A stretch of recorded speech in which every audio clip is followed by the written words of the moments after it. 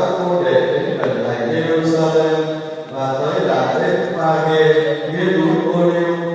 Bây giờ Đức Giêsu sai hai môn đệ và bảo: các anh đi vào làng trước mặt kia và sẽ thấy ngay một con lừa mẹ đang cột sẵn đó, có con lừa con bên cạnh.